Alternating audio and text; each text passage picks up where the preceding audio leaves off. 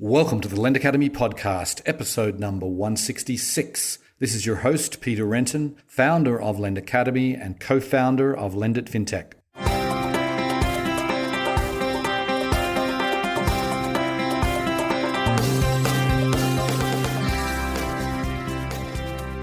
Today's show is sponsored by Lend It Fintech USA 2019, the world's leading event in financial services innovation. It's coming up on April 8th and 9th, 2019 at Moscone West in San Francisco. We've recently opened registration as well as speaker applications. You can find out more by going to lendit.com/USA. We have a special guest on today's show. I am delighted to welcome the CEO and co-founder of Credit Karma, Ken Lin. Now, most people know Credit Karma. They really are the leaders in consumer financial information. And I wanted to get Ken on the show really to talk about how they're integrating today with the lending platforms, the credit card platforms, and how deep that integration is going. We also talk about customer acquisition costs and how companies can go about lowering that all-important number. Ken introduces us to the concept of autonomous finance, which I find particularly fascinating. We talk about international expansion, we talk about a recent acquisition they did, and much more. It was a fascinating interview. Hope you enjoy the show. Welcome to the podcast, Ken. Great to be here. Okay, so I'd like to get these things started by giving the listeners a little bit of background about yourself. Obviously, Credit Karma is a pretty high-profile company, but not everyone would know about your background. So tell us a little bit about what you did before you started Credit Karma. Sure. So my first job out of school is actually with the credit card issuer. So this is in the late 90s. And Partners First was one of my first jobs. And there I actually worked on the underwriting and the marketing/acquisition side of the business. So it really cut my teeth in understanding financial services space. And I think in the late 90s, credit cards were probably one of the most sophisticated marketing channels out there. So we did a lot of direct mail. We did a lot of one-to-one marketing and targeting. Went to a couple of tech companies, really enjoyed that experience, but ultimately came back to finance in the form of UPromise, which helped consumers save for their children's college education, as well as eLoan, which had a business in mortgage, personal lending, and on auto finance. It's through the combination of those experiences and a little bit of consulting work that I was doing with Prosper at the time that led me to Credit Karma. So it's basically been about 15, 20 years worth of digital marketing and financial services. Right. So then let's just talk about that. What did you see? You said you're working with Prosper, but what did you see what was missing? What was the idea that led you to start Credit Karma? Yeah. So I had left eLoan and I was working specifically with Prosper. And the thing that helped me was, so Prosper was obviously at the time, a P2P lending company, something known as alt lending now.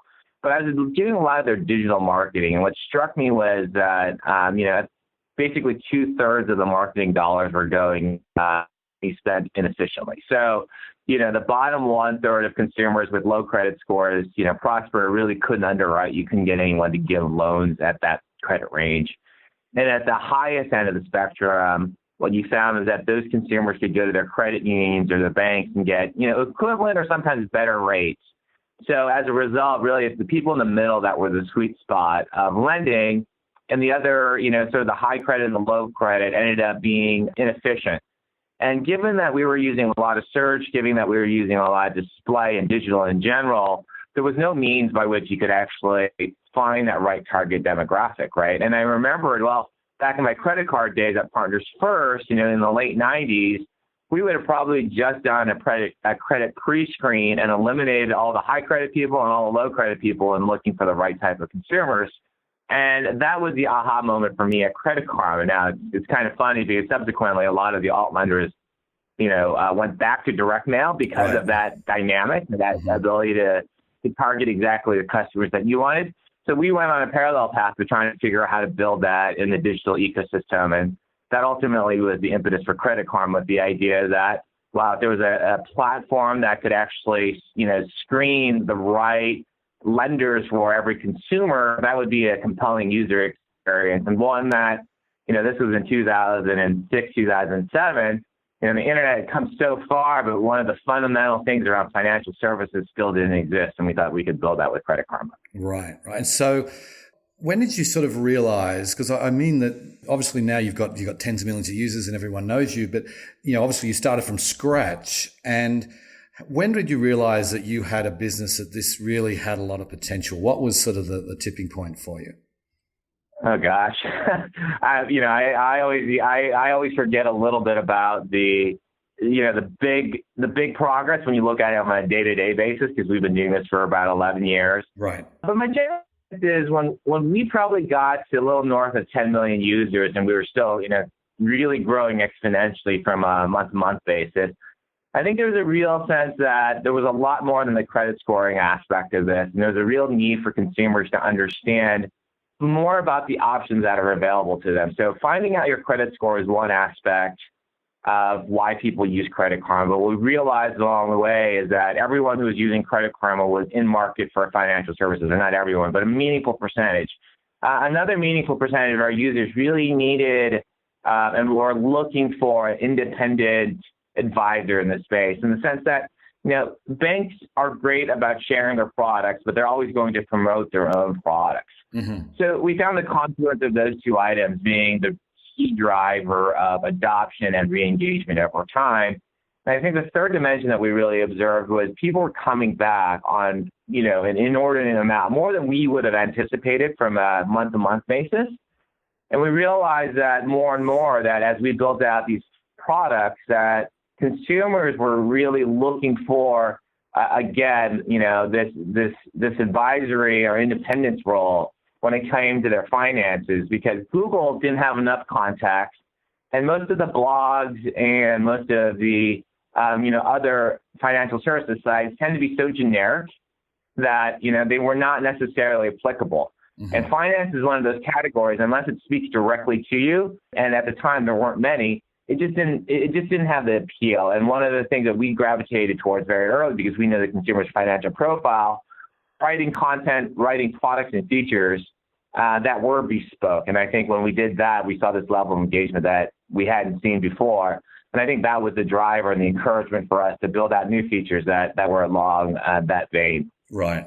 And so I've personally had a Credit Karma account since 2011, and now I actually, I log in every month because I just want to make sure that everything's still okay. That, I check, I want to see if there's if there's anything on my credit report or anything that looks a little off. And I think that's where, that's, I think, one of the great tools that Credit Karma has provided for many years. But I'm curious about right now. So you just mentioned it, like you're sort of going beyond just the credit score. So when you describe Credit Karma today, what are the kind of verticals, what are the kind of businesses that you're really in?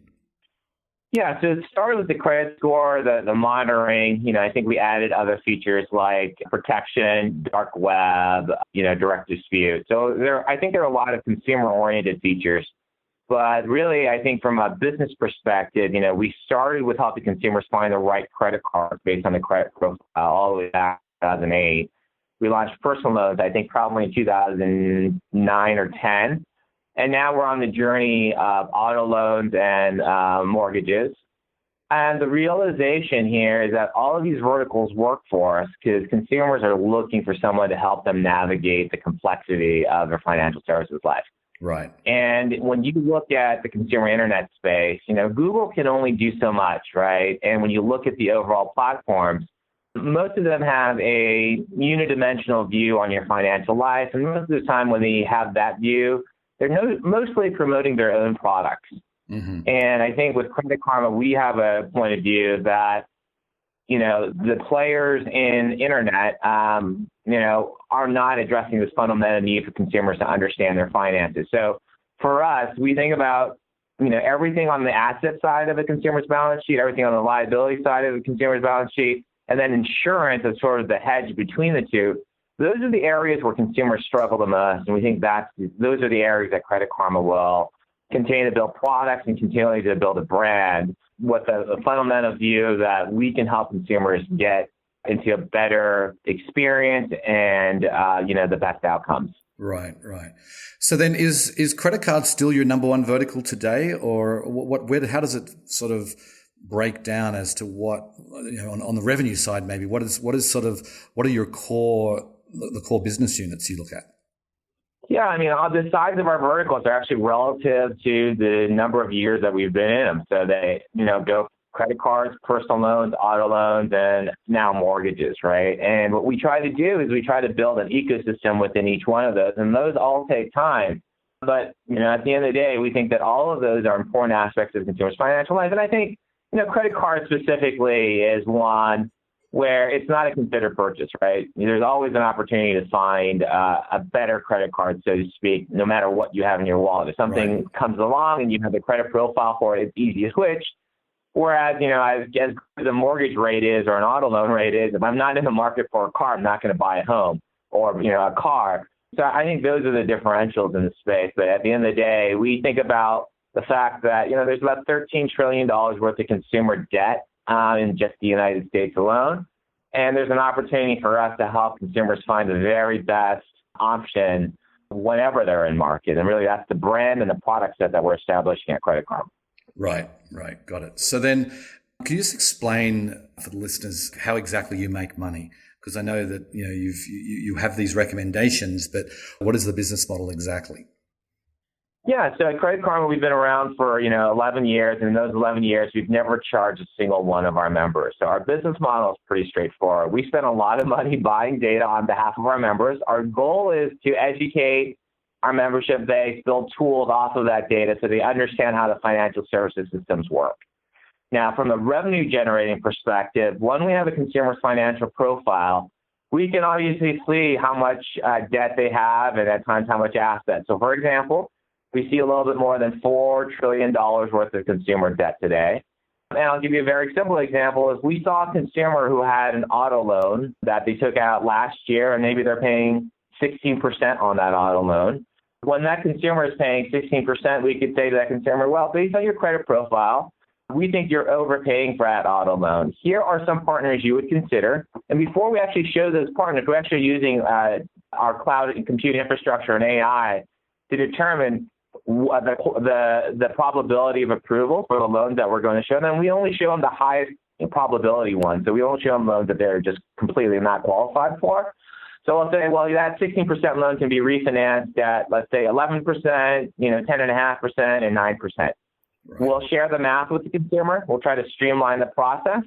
And if that consumer decides to refinance that auto loan with Credit Karma, they'll save, let's say, $75 a month for the next 40 months.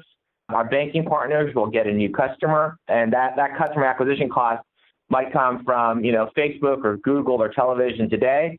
And in exchange, they'll pay us a couple $100 for that new customer. So everyone's kind of a winner in that situation, with maybe the exception of the original lender who is charging the consumer too much.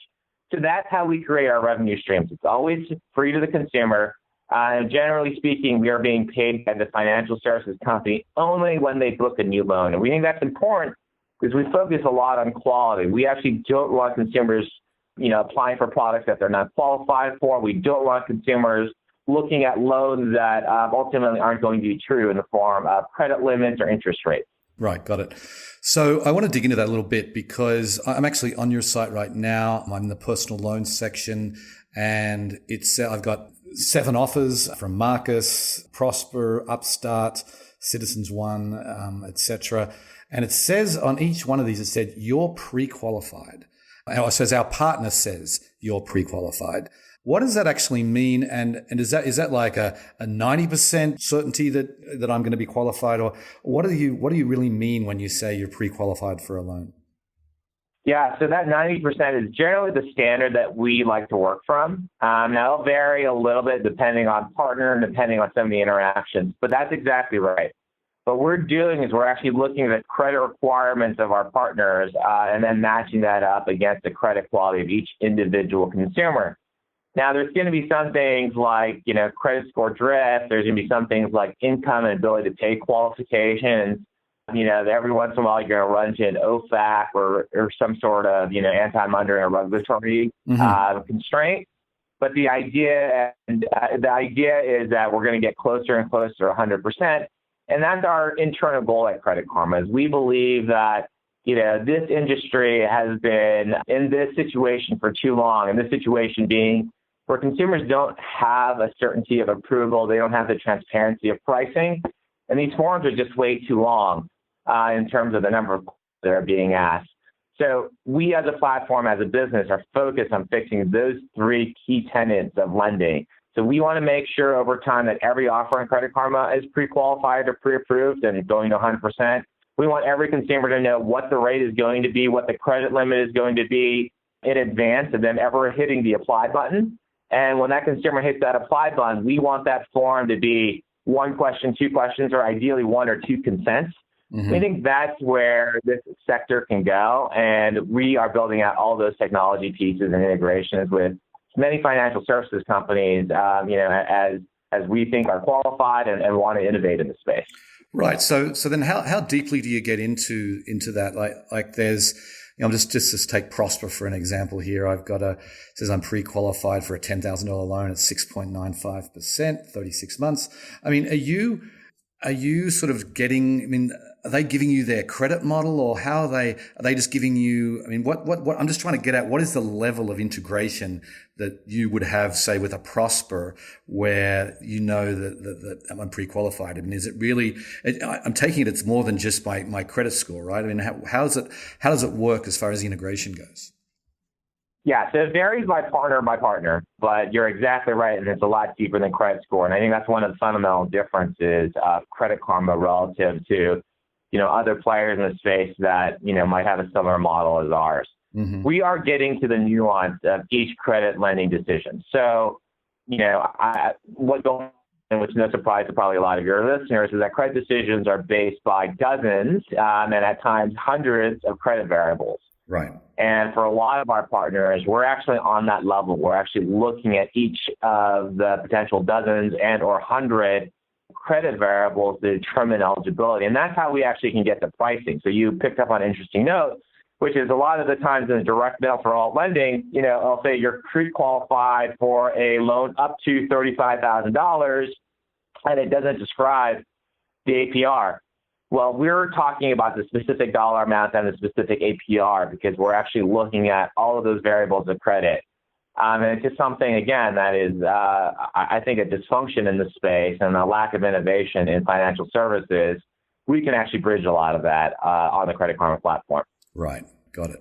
And then as far as, going back from the platform perspective, customer acquisition costs have been a hot topic for many years. It's obviously a very competitive space, the personal loan space today. It wasn't so much, when you guys got started, but it certainly is today. And I'm curious about maybe, you've got a great window onto this. How can platforms reduce their customer acquisition costs when they're working with Credit Karma? Yeah, I think there's a few ways, right? I think the first one is credit quality, obviously, right? So, for example, if you're approving 25% of the loans that are coming through and you're paying on a, cost per application, well, if you, get to 100%, you're obviously reducing, your cost per acquisition by 75% or more. That's fundamentally important. Getting the right customer credit quality is one area that you can really gain efficiency, and it's no different than the idea that we started from when we started Credit Karma. In the story I shared about Prosper being 2/3 of their dollars are being inefficient. So I think that's certainly one. I think two is actually reducing the friction of application itself. Right. I think that when we look at the space, more and more applications are mobile oriented. We see 80% of our traffic coming from a mobile demographic. And when you're asking consumers to fill out 40 questions, 50 questions through their phone, you get a lot of fall off. And I think enabling technology to improve that, we have what we call quick apply, which is the ability to fill out that application, and giving Credit Karma permission to fill out that application on your behalf is an important implementation, and we see meaningful improvements there. And then I think the last piece is a lot of the transparency pieces, right? I think consumers really dislike the notion that, well, I'm going to apply for a product, but you won't actually tell me the specifics of the product until I spend all that time. Imagine if you were to walk in the store, let's say a big box retailer, and they didn't tell you the price of the item that you were interested in until you filled out 30, 40 questions. It just doesn't make any sense. Right. And I think the more of that lenders can improve and innovate and disrupt, I think the better off they'll be in terms of acquiring high quality customers that are fundamentally at a much lower price point than they've historically, spent on a digital platform or online. Right, right. And that actually segues nicely into my question I wanted to ask you about this concept of autonomous finance. Now, I was actually in Dublin recently early in the summer when you were giving a presentation, and you introduced this concept of autonomous finance, which I thought was fascinating. So tell us what you mean by that and why it's important.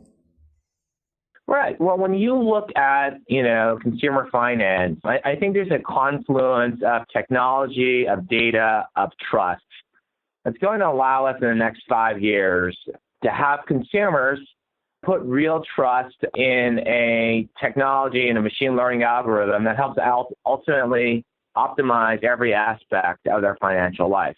And I think it's, we use autonomous finance as a derivative of driving, but when you think about driving, there's a lot of nuance that comes into play. There's a lot of moral dilemmas that I think people have really talked about.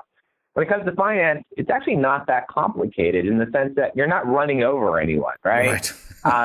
Lowering your borrowing costs is actually quite an objective function. Maximizing the interest on your assets is also a relatively objective function.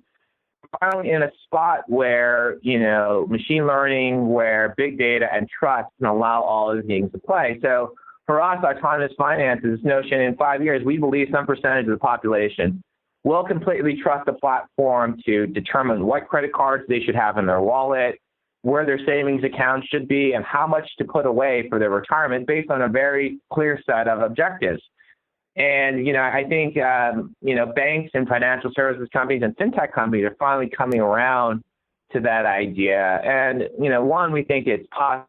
But two, what we see in our data is that particularly around the younger generation consumers, they have a lot of stress and anxiety around finances. They don't trust the big banks enough, but they do trust technology companies, and they do trust, compute and AI. So I think that's where all these pieces come together. And for us, autonomous finance is this notion that, in 5 years' time, a machine can help you determine most aspects of your financial life in a way that is meaningfully better and less stressful than the ones that we see today.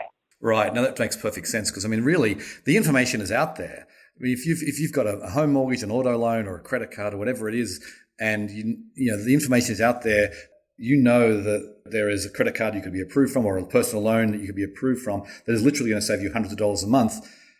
And I could totally get that this is where we're going and say, right, just having someone optimize your life. So, you'll know when there's, you have the information that there is no better deal out there. You have the best deal. And then when another better deal comes along, or you've paid off something and you want to do something else, I really get that. I feel like we should be there now. And I know we're not. And companies like yours are really leading the way and trying to get us there. But I think that's going to be tremendously useful to the consumer. And I guess the issue is, you just touched on it, but trust. There's got to be a level of trust that what you're doing is you're not sharing data that other people are going to get and they're going to spam you, what have you.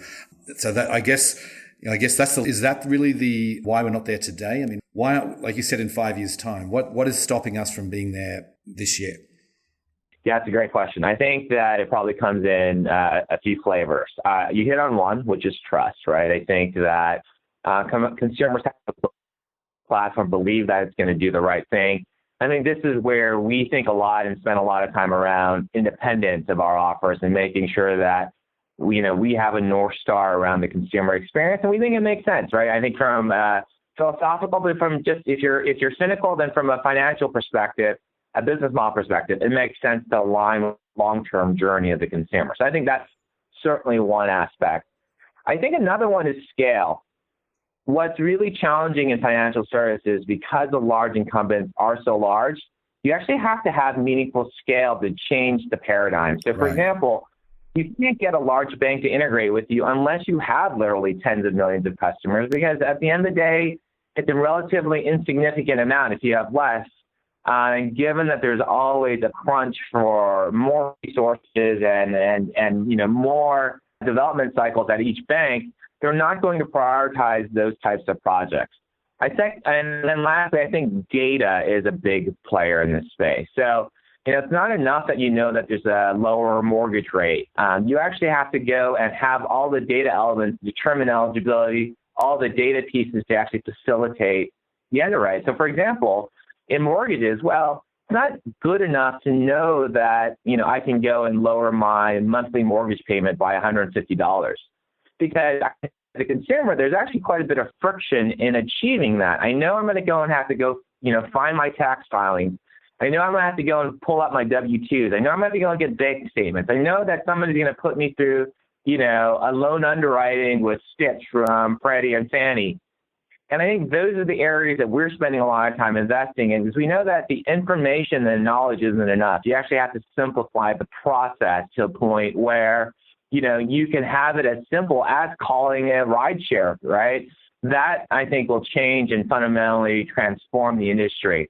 So I think you need all three of those. And I think it takes time to accumulate the trust, the data, and, the integrations with the financial services companies. So that's really the long answer to why we don't have it today. But we certainly see it on the horizon given, the sort of the emergence of fintech, given the change in attitude from consumers.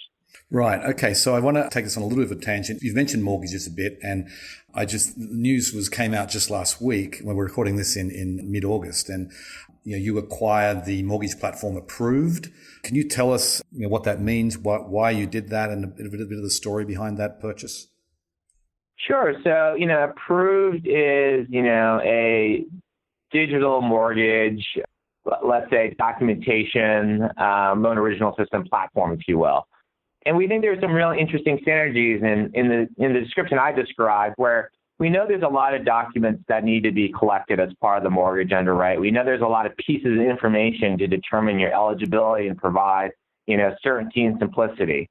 And what we loved about Approved is that they were on the way of building a lot of these products. And moreover, there's a great team over there that came from Redfin that has a lot of experience in the space. So when we look at those two things together, with Credit Karma's ambition to help consumers across every aspect of our financial life, it just makes sense, right? There's almost $1 trillion, a little more than $1 trillion of mortgage originations each year. And, for anyone who's gone through that experience, it is tedious, it is emotional, it is stressful. And, we think as a platform, we can solve a lot of those things, right? So, a future statement might be, if you did your taxes on Credit Karma, that probably means we have your W-2. It probably means we might have access to your bank account and to determine whether, your deposit or your down payment is seasoned. Probably means we have good insight into your credit. Probably means we have good insight into your cash flow. Well, all of a sudden, 80, 90% of the work of underwriting a mortgage is actually within our platform. Now, you have to give us permission. You have to let us know that you're in market. But we can solve a lot of the things that drive the most amount of stress in the space. And at the end of the day, we can get you a better loan product, a better lower cost mortgage. So that's where we see the model going in the mortgage space. But it's true of every one of our verticals and how we think about the opportunity, which is, a meaningful percentage of Americans are stressed about their financial lives. And we as a platform, as a company, can help reduce that stress by providing more simple experiences, more transparent pricing, and processes that are, second to none. Right. Got it. So we're coming towards the end, but I've got a few more questions I really want to get to. Firstly, what is the scale you're at? Like, how many users do you have? It keeps growing, so I would like to get an up-to-date number. Yeah. So we're a little more than 80 million consumers now. That is in the U.S. and in Canada. We've given away a little bit more than, 2 billion credit reports and scores, and we're able to track, trillions of dollars worth of consumer debt. So quite a bit of scale here, and we continue to add new pieces of information. So, recently we added, DMV information, household card information within to help consumers with their auto finance. And the goal here is to continue to educate consumers at scale around the key aspects of their financial life. So we continue to add, new data elements that help do that. Right. And so you mentioned Canada. I mean, is that the only country you've expanded to beyond the United States? We're basically in North America today, but we think that finance is stressful across the world, so we continue to look for opportunities outside of North America. Right. Okay, I'm sure you're sick of answering this question, but I have to ask it because I know people will want an answer. Where are you at with IPO plans? Sure. We think of an IPO as much more of a tool in the tool belt against the goal of helping consumers, make financial progress in the end goal. I mean, I think if it was our end goal, we could have gone public, probably a couple, 3 years ago. Mm-hmm. But we really think about investing in the long term. So things like tax, things like mortgage. We really think that this is the way to build a robust platform. And the more that you can do that in the private markets and really invest, I think, you take some of the friction points off of necessarily, focusing so much on profitability. But, we have a long-term vision, and we're very much pursuing that long-term vision in the private markets. And, along the way, we try to take up some of the better hygiene and the better practices of public markets in terms of the way that we close and making sure that there's strong compliance departments and so on. But at the end of the day, we'll go at some point, but it's not our end goal. Right. Okay, so last question then. What are you working on today that you are most excited about? Well, there's a lot of projects that we haven't announced. So, I won't get into too many of those. But, I think the thing that really is the most exciting is really the continued engagement that we see on Credit Karma, right?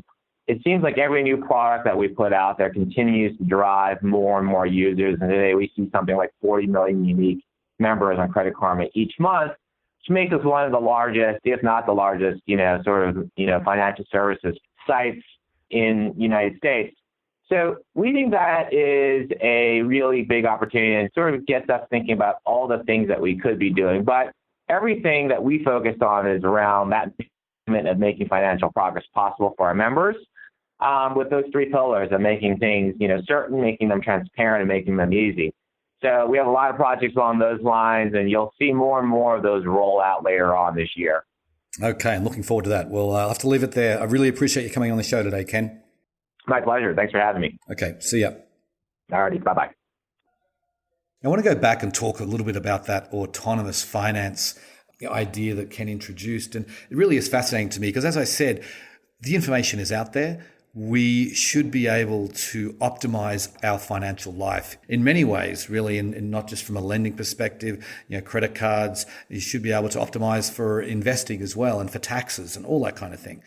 So I think companies like Credit Karma are really giving us the possibility of having this become a reality where we can know that the mortgage that we've got, the personal loan that we've got, the credit card that we've got, that is the absolute best deal for us. And I think we're not there yet. And Ken said it's going to take 5 years maybe, but it's certainly going to be in our near future where we can feel confident that we have really the best deals that we can possibly get. Anyway, on that note, I will sign off. I very much appreciate you listening, and I'll catch you next time. Bye. Today's show was sponsored by Lend It Fintech USA 2019, the world's leading event in financial services innovation.